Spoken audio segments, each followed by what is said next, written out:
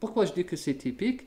Parce que si j'avais un graphe à deux compartiments, c'est-à-dire si j'avais fait l'étude et j'aurais obtenu un graphe à deux compartiments. Bon, bien sûr, là, j'ai oublié de mentionner ça. Le graphe semi-logarithmique, il s'écrit en fonction, plutôt en CP, en fonction de temps. CP, c'est la variable dépendante et le T, c'est la variable indépendante. C'est ça. Euh, le CP ici, c'est en microgrammes par millilitre. C'est en microgrammes par millilitre.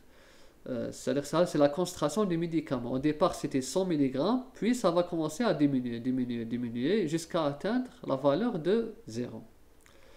Là, c'est clair, puisque la concentration diminue, là, on a une seule phase. C'est la phase d'élimination.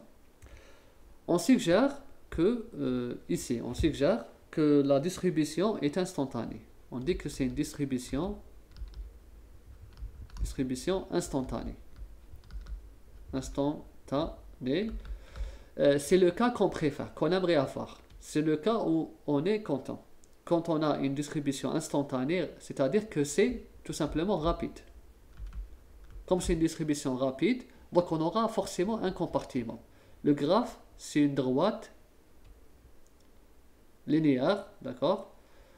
La concentration, elle diminue et là on a une seule phase. C'est la phase élimination. Donc le corps est distribué rapidement dans le corps.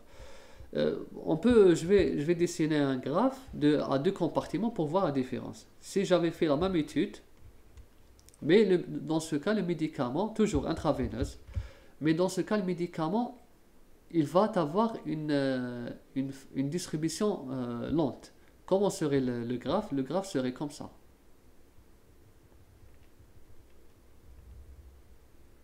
Comme ça. Vous voyez? Donc il va être légèrement courbé là. Il y aura une courbe à peu près comme ça. Donc si vous voyez, ensuite là, ça va être droit. Ça va être droit. Donc là, c'est comme si on a on a une étape de distribution. Voilà. On aura une étape de distribution. La distribution va prendre beaucoup de temps.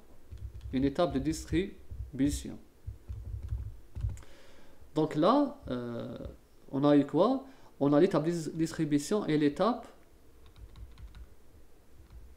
de, comment on appelle ça? Voilà, élimination. Donc voilà pourquoi on a cette courbe. Dans cette partie, dans cette zone, il y a, c'est-à-dire on n'a pas encore atteint l'équilibre. On n'a pas encore atteint l'équilibre, c'est-à-dire les vitesses sont en train, vitesse 1 et vitesse 2, sont en train de s'équilibrer. Elles sont en train de s'équilibrer, donc c'est l'étape de distribution. Ici, la distribution, elle n'est pas instantanée, non instantanée. L'étape de distribution n'est pas instantanée. On dit là non instantanée. Donc le médicament prend du temps pour atteindre l'équilibre. Du moment qu'il va prendre du temps pour atteindre l'équilibre, il y aura cette perturbation de la droite.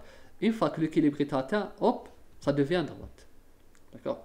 Mais là, l'équation, elle est différente de là.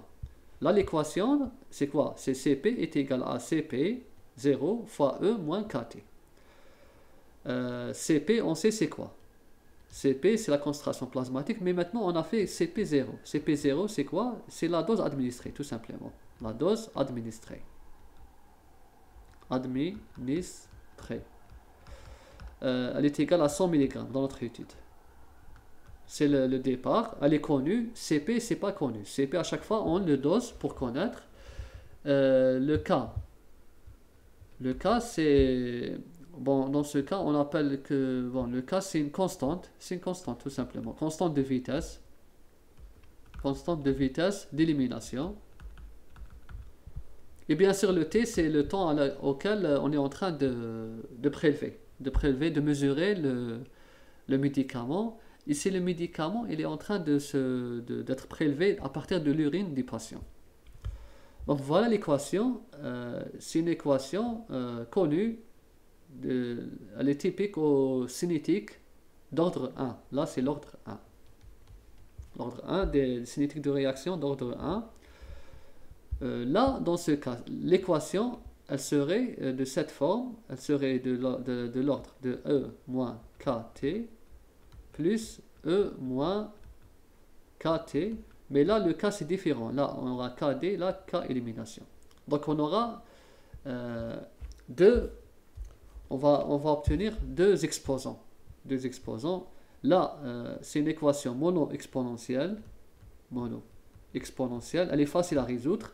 Mais là, on va trouver une équation ou bien bi-exponentielle ou bien à deux exposants. À deux exposants.